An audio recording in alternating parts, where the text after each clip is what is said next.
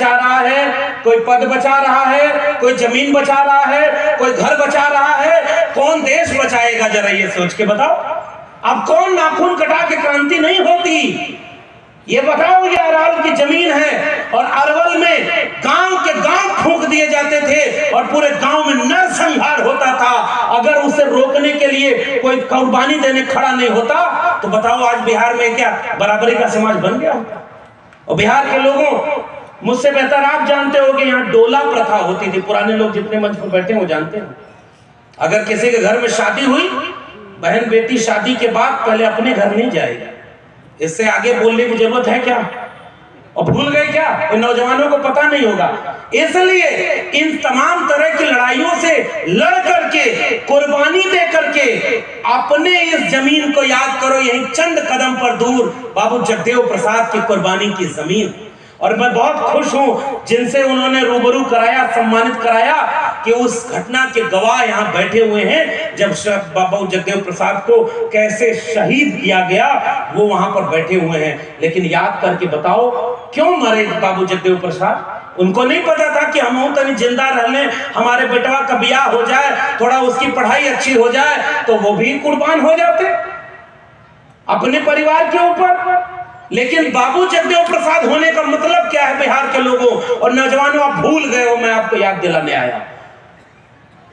इसी समाजवादी देश के लोगों ने लड़ाई लड़ी कि संसोपा ने बांधी गांठ, पिछड़ा पावे 100 में 60। कहां है वो लड़ाई? और बताओ पिछड़े समाज से, अति पिछड़े समाज के जितने लोग आए हो, आज 2024 में एक संस्थान बता दो जिसमें 100 में 60 तुम्हारी आबादी वहां पहुंच गई हो। कोई एक संस्थान है क्या? विश्वविद्यालय में ओबीसी कितना है पता है? 4%, केवल 4%। यानी 100 प्रोफेसर वाइस चांसलर में 60 ओबीसी अति पिछड़े को होना चाहिए। कुमार लोहार, बढ़ई, नाई, मोची, निषाद मल्ला आज कहां है? 4% भी नहीं है। यह है नया Bharat. Supreme court, high court में जज आज 100 में 60 ओबीसी होने चाहिए, 100 में 15 दलित होने चाहिए, 100 में 7.5 आदिवासी होने चाहिए। जितनी आबादी है पसमानदा समाज के जितने लोग हैं वो होने चाहिए। प्रोफेसर, डॉक्टर, इंजीनियर, वकील, जज। कहां हैं आपके लोग?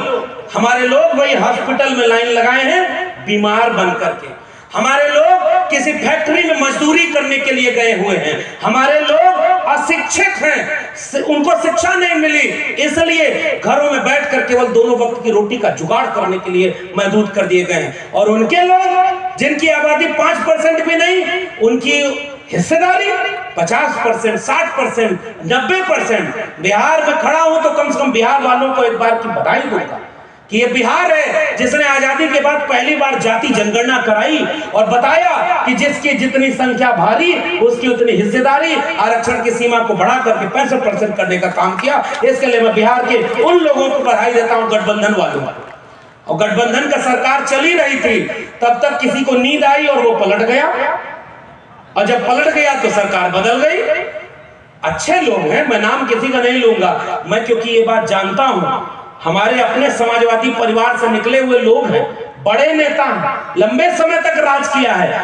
अगर वहां पर यहाँ उत्तर बिहार में ये नेता न होते, उत्तर प्रदेश आकर देख लो, एक भाजपा का मुख्यमंत्री बना और पूरे उत्तर प्रदेश में लोकतंत्र और संविधान की ऐसी की तैसी करके रख दिया है। आपके बिहार उससे बचा हुआ है, इसके लिए मैं उनको बधाई जरूर देना चाहूंगा। आपने अच्छे काम किए, लेकिन जहां गलती करेंगे वहां तो बोलना पड़ेगा।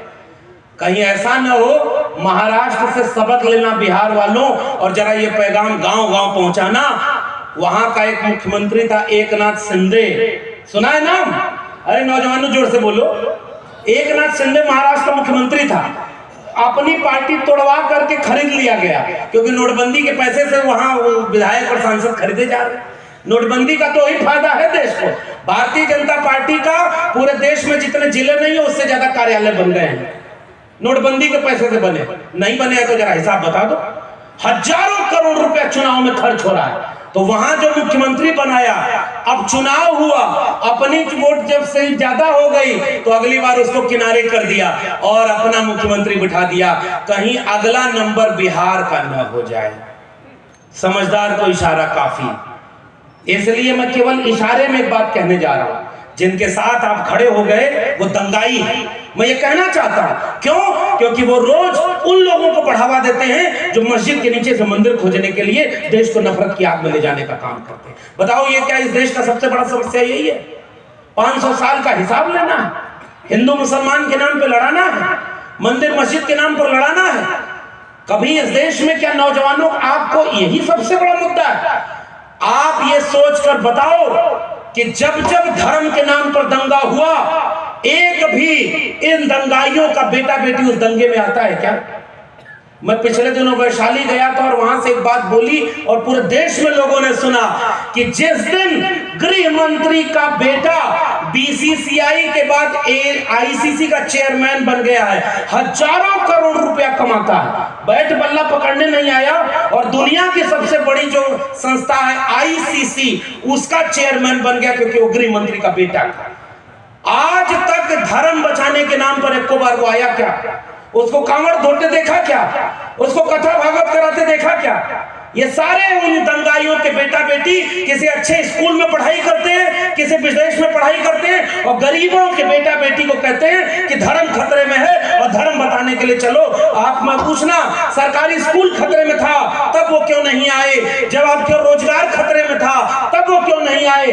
आप बीमारी से मर रहे थे, आपको दवाई देने क्यों नहीं आए? और आपको धर्म के नाम पर लड़ाने आते हैं। इसलिए अरवल के लोगों, भूखे रहना, प्यासे रहना, एक रोटी कम पहनना, खाना खाना और इन तमाम पैसों को बचा करके अपने बेटा बेटी को शिक्षा जरूर देना, क्योंकि शिक्षा ही चेतना देती है और दंगाइयों को बचा करके उस भीड़ से आपको बचाती है कि आपका बेटा बेटी कहीं किसी और चीज पे कुर्बान न हो जाए।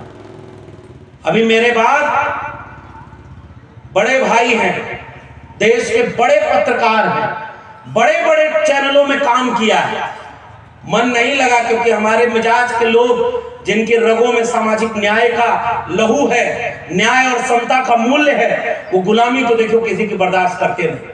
लेकिन अपने YouTube चैनल और आप सब सब्सक्राइब करना जाकर, ये भी बात हम बोलेंगे, उस चैनल को सब्सक्राइब करना, नाम है आर्टिकल 19, और सुनना।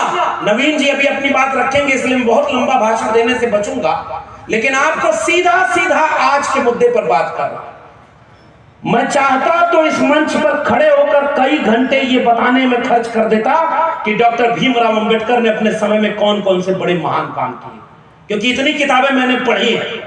मैं इस मंच का इस्तेमाल ये करने में भी खर्च कर सकता था कि इस देश में कबीर, रैदास, पलटू दादू, भीखा बुल्ले शाह, बाबा फरीद, चोखा मेला, नारायण गुरु, बसवन्ना, आयन काली और तमाम लोगों से होते हुए बाद में महात्मा ज्योतिबा फूले, छत्रपति शाहू जी महाराज, डॉक्टर भीमराव अंबेडकर, डॉक्टर राम मनोहर लोहिया, कर्पूरी ठाकुर, बाबू जगदेव प्रसाद कुशवाहा, महामना राम स्वरूप वर्मा, मंडल और कांशीराम, इन्होंने अपने जीवन में कितनी बड़ी लड़ाई लड़ी। हर आदमी पर एक एक 2-2 घंटा बोलने की क्षमता है हमारी, लेकिन उससे फायदा नहीं होगा। उसके लिए किताब पढ़ना। आज आधे घंटे 45 मिनट में केवल ये बताने आया हूं, आज ये लोग होते तो वो कौन सी लड़ाई लड़ रहे होते।